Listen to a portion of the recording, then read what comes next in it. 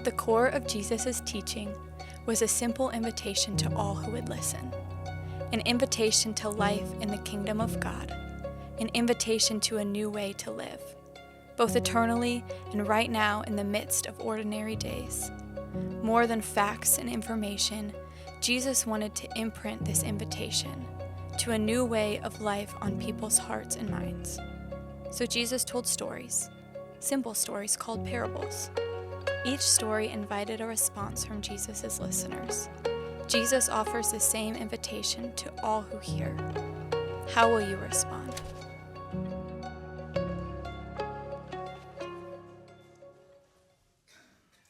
Good morning. Have you guys ever noticed that saying good morning makes the morning good? My name is Steph Roller. I know that some of you don't know me, but I'm a volunteer on the teaching team here at Orchard Hill Church, and I drove up from Grundy County this morning, and as I drove up here, I noticed spring is finally here. The goldfinches came to my backyard this weekend, the trees are blooming, my tulips are up. I'm excited about it, but the beginning of this season, it marks the end of another season for me. It is the end of jigsaw puzzle season.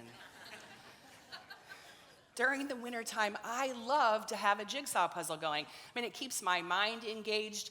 Theoretically, it keeps me from snacking too much, and you can just work on it as time allows. I love that people can come in and help or step away, and you can just do it as you have time. But as a lifelong puzzler, there is something I've noticed that is so totally unfair, and it happens almost every time. The worst part of doing a puzzle is when you open it and you have to separate the pieces, right? You have to turn them over, you have to separate the straights from the middle, and I noticed that even though someone has to do that job, not everyone seems to run out to the puzzle room for that. But as the puzzle shapes up, more and more helpers come to put pieces in, and at the end, when it's very easy to see where everything goes, everyone is furiously grabbing pieces and putting them in place.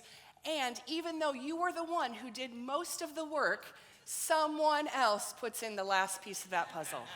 And this used to make me so mad. In fact, one time when I knew what was about to happen at the end of a puzzle, I hid a piece in my pocket so that I could be the one to put in the last piece. And that's very embarrassing to stand up and admit to all of you this morning, but I did it.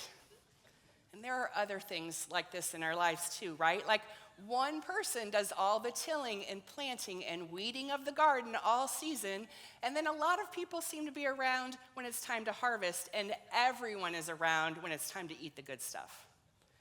How about that person that makes the cookie dough, chills it for hours, rolls it out to the perfect thickness? They bake the cookies just right so they're not too soft, not too hard. And then those of us who simply decorate the cookies, we share in all the glory as if that were the hard part of it. There just seem to be so many things that have an unfair share of burden, but equal rewards when the job is done. And if we let it, this can really bother us because humans are very good at keeping score and comparing, and we have a sense of fairness that is highly subjective, and it mostly revolves around if the fairness measurement comes out in my favor. But we can choose another way. When we allow Jesus into our lives, we become a new creation, and that's a good thing for me. Because my attitude and my reaction to situations like these has really changed since my embarrassingly selfish puzzle incident. Last week, we celebrated the most important event in history, the most important name to ever walk this earth. And if we celebrate Jesus without letting him change our lives, what good is it? So I was really glad to say yes to this teaching series about the parables because Jesus' teachings of the parables are probably the single most important group of teachings that has changed the way I live. The parables are an invitation to live in the way of the kingdom right now. And a couple of things we should all remember about parables. Never forget that these are the words of Jesus himself. Jesus is instructing us. And I think it's easy for us to take stories like this and think that there's something like an Aesop's fable or a Hans Christian Andersen fairy tale, and that's not what these are. These are kingdom living instructions directly from the king himself. Another thing to remember, we have things to learn from each of the parables, but they have to be lived out all together, like a bunch of small lessons inside a great big lesson of how to live in the kingdom. But having said that, I still have a favorite parable, and that's what I'm going to teach about this morning. This is the parable of the workers in the vineyard, which is also known as the parable of the workers paid equally, or sometimes it's called the parable of the grumbling workers. It's found at the beginning of Matthew chapter 20, if you're following along today.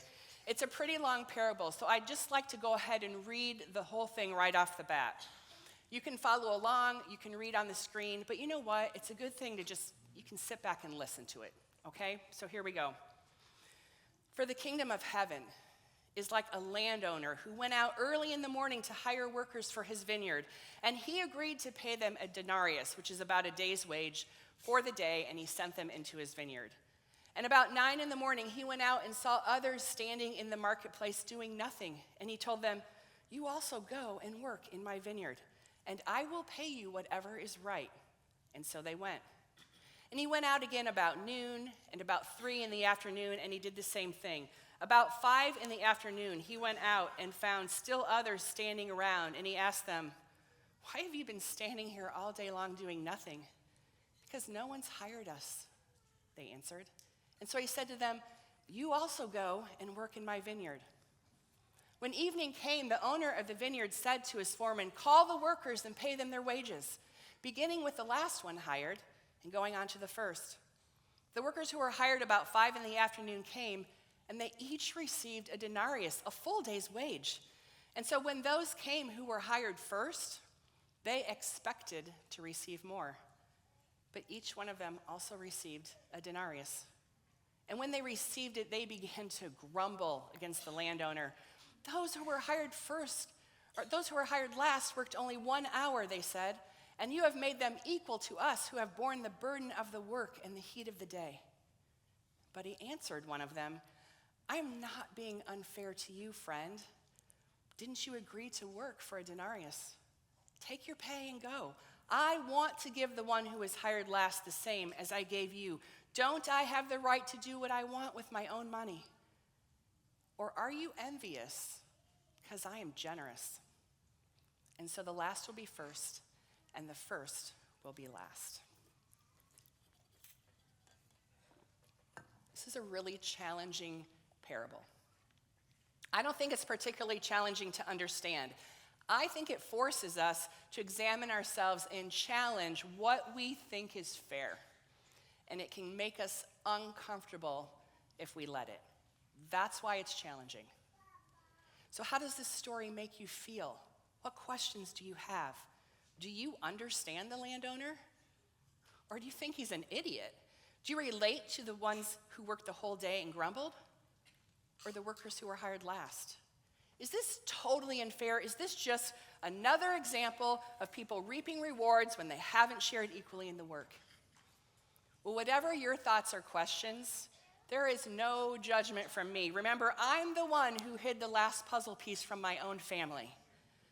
So I'm going to challenge us as we talk this morning, but not to make anyone feel bad, just to help us all try to grow, because I promise this. If we are willing to take an honest look at this teaching and an honest look at our response to it, it might just change how we look at the kingdom. It might just change us. So in this teaching, God is the landowner, and he wants to get people to come to his vineyard, which represents his kingdom. And he goes out over and over 5 different times to get workers to come. Some of them come right away, some come a little bit later, and even others come way late in the day, and they act like they didn't know he was looking for anyone. And I've always wondered about them. Like, did they just get out of bed? Did they not see the landlord was hiring people? Did they not feel qualified to go to the vineyard? Had someone told them it was a terrible place, or that the landlord was harsh? Maybe they had a bad experience in another vineyard. Who knows? But whatever kept them from joining in the work of the vineyard, eventually they came along. And this is a pretty easy analogy to make. It's God looking for disciples, isn't it? But easy to understand does not diminish the importance of this part of the story. God returns over and over and over to find people until they notice him, until they agree to come along. And Jesus tells this same story over and over and over again in other parables too. The lost coin, the lost sheep, the prodigal son. God keeps looking for us, keeps offering us a place. This is a really important lesson to understand. God will never stop asking you into his kingdom. Whether you're an early joiner or you come at the last minute for whatever reason, he's got a place for you. All the workers had to do was say yes. The landowner didn't make them demonstrate a skill or pay for a ride to the vineyard. They didn't have to bring any equipment or make any promises about productivity. They just had to say yes. We aren't even told what they did in the vineyard. They just went. And you do not have to have any qualifications to say yes to God either. None of his original disciples did. The ones who wrote the very Gospels that we're reading had no prior experience.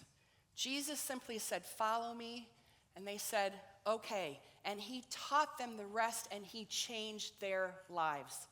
And he can teach and change us too, using simple stories like this one, the very same stories that he told to his first disciples and that they recorded for us to read. Now, the second part of our story, it's a little trickier, at least for us, not so much for God. When evening came, the owner of the vineyard said to his foreman, "Call the workers and pay them their wages, beginning with the last ones hired and going on to the first." The workers who were hired about 5 p.m. came, and they each received a denarius. So when those came who were hired first, they expected to receive more. But each one of them also received a denarius. Now let's see who's really honest among us here. Raise your hand if you think this wage system seems unfair. I mean, I do.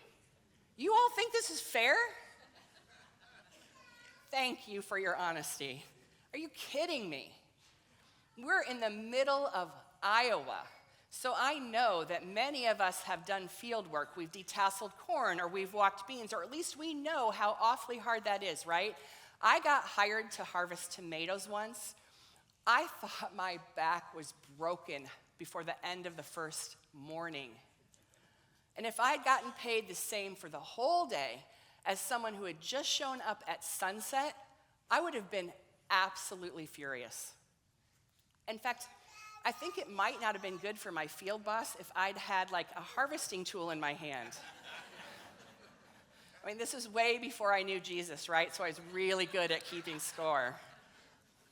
It's no surprise what the workers' response was. When they received it, they began to grumble against the landowner. Those who were hired last worked only 1 hour. And you've made them equal to us who have borne the burden of the work in the heat of the day. Of course, the early bird workers are surprised and upset. But you know who else is surprised at the wages? The late workers. The landlord never mentioned a wage for them. He just said, "You also go and work in my vineyard, and I will pay you whatever is right." And so they went. No wage was set. They didn't haggle over it. They must have just trusted him to make it right and just assumed that if I work half a day, I'm going to get a half a day's wage. They would never have expected to receive a full day's wage for such a small amount of work. And I wonder what they thought. What were they feeling when they got that wage placed in their hand? It was more than they earned. Many of us are familiar with another person who got the full benefit with very little time spent in the kingdom, the criminal on the cross next to Jesus. He met Jesus at the last minute. He didn't come into the kingdom at 6 a.m. or 9 or noon or even 3. He came at sunset. And he did very little. He only acknowledged that Jesus was Lord. And when he did that, he received the full wage of salvation. And Jesus said to him, "Truly I tell you, today you will be with me in paradise." I don't have to wonder how that criminal felt when he got that wage placed in his hand, because I know how it felt when I received it. And I was not a 6 a.m. worker. This part of the story represents the grace of Jesus Christ that none of us can earn, no matter how much time we spend in the vineyard. The sacrifice that Jesus made on the cross to take away all of our sins, every single sin from every single person who ever existed or who ever will exist, and pay for them with his blood so that we can be saved and spend eternity with God. That is something we can never earn. It is the most unfair wage ever received. It is the most unfair wage ever given. And all we have to do to collect it is say yes. But in Jesus' parable, the early bird workers think this whole thing is unfair. But he answered one of them, "I am not being unfair to you, friend. Didn't you agree to work for a denarius? Take your pay and go. I want to give the one who was hired last the same as I gave to you. Don't I have the right to do what I want with my own money, with my own grace, with my own blessing, with my own provision? Or are you envious because I am generous?" So another challenge for us, that word, envious. How many times do we call out something as unfair? That's unfair. When the honest truth is that we are simply envious. Or how many times do we call out something as unfair because we are simply ungenerous? Earlier we said the Lord's Prayer, a prayer that Jesus himself taught us, and we asked him to give us our daily bread, what we need for the day. Most days, in fact, every day, he actually gives me more than I need. But what if I notice that someone else received a little bit more, or I think they didn't earn it, or maybe I don't think they deserve it? Then envy can take hold, and it does all the time. I mean, God gave me a body in which to live. It breathes, it thinks, it feels, it worships. And yet, I can get envious because I look around and realize that he gave someone else a body that's prettier, or faster, or smarter, or that can sing on key. Even though every one of us in this room has more possession than 99% of the world, we grumble because someone else has a bit more, or we didn't think they earned it, or we don't think they deserve it. But one time, I met a man who understood this part of the parable, and he lived it.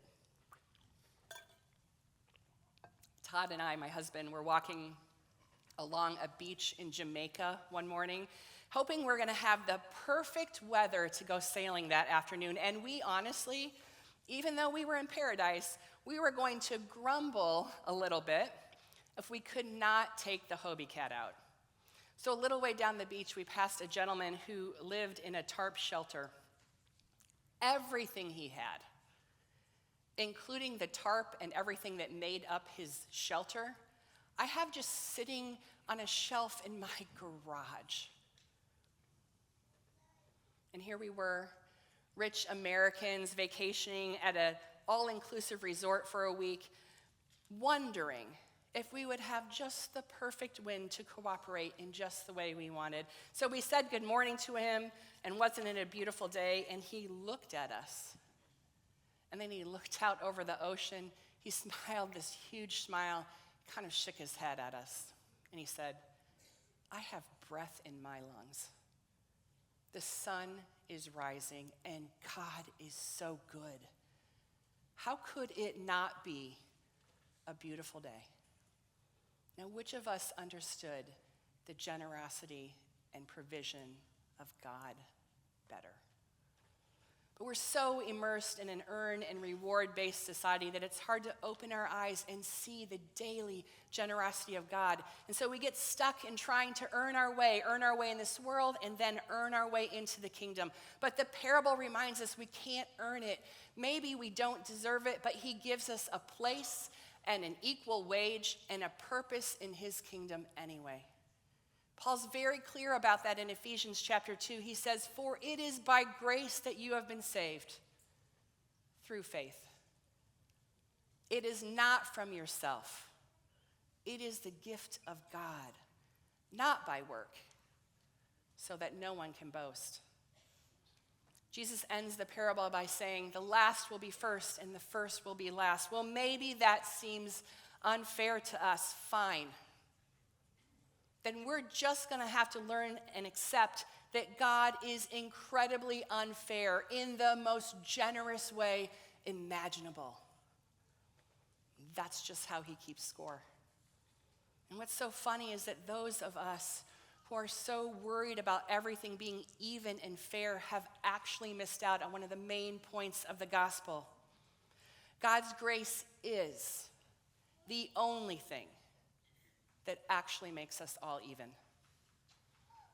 I know it's a long parable, so here's a few takeaways for us. God will never, ever, ever stop looking for you. Ever. And when you are ready, you only have to say yes. No qualifications needed. God is unfair in the most generous way imaginable. And you can't earn his generosity. And I want to add one more that didn't make our slide. When we shout unfair, maybe we need to check ourselves for envy first.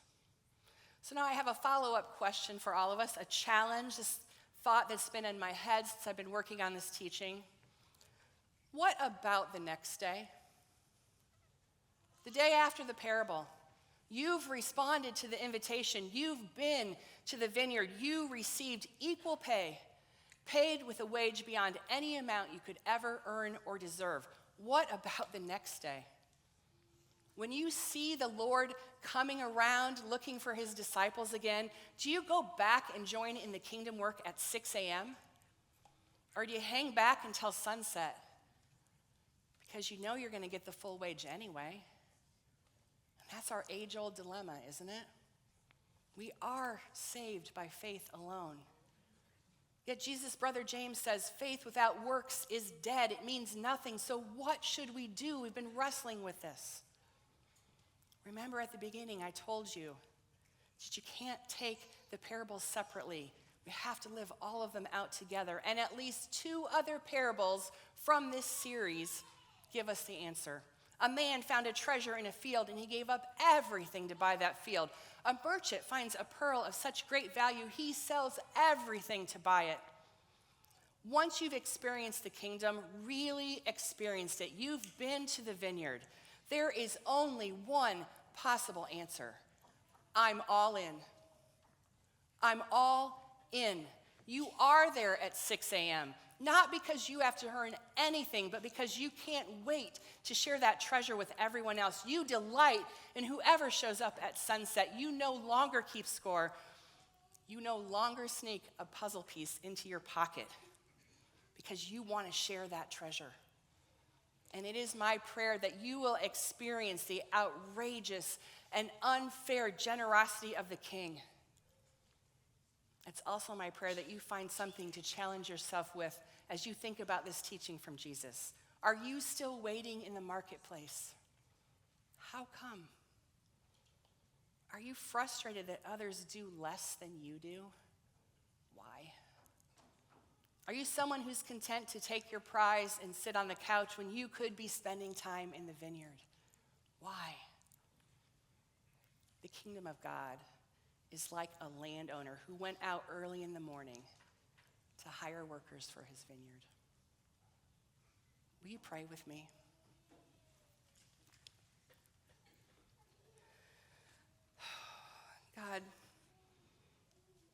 are sometimes just the dumbest bunch of human beings ever. You provide for us more than we need. You have outrageous generosity towards us. You are infinitely gracious. And yet, instead of fixing our eyes on that, we fix our eyes on the couple things we think we need that we don't have. Can you please forgive us those failings? And Lord, would you help us instead turn towards you, towards your kingdom? Thank you for the parables that teach us how we can live in that kingdom right now, today. And I pray for everyone listening to your teaching, that they would find a challenge, a next step, a way to move closer to you, a way to live in the kingdom. In Jesus' holy name, amen.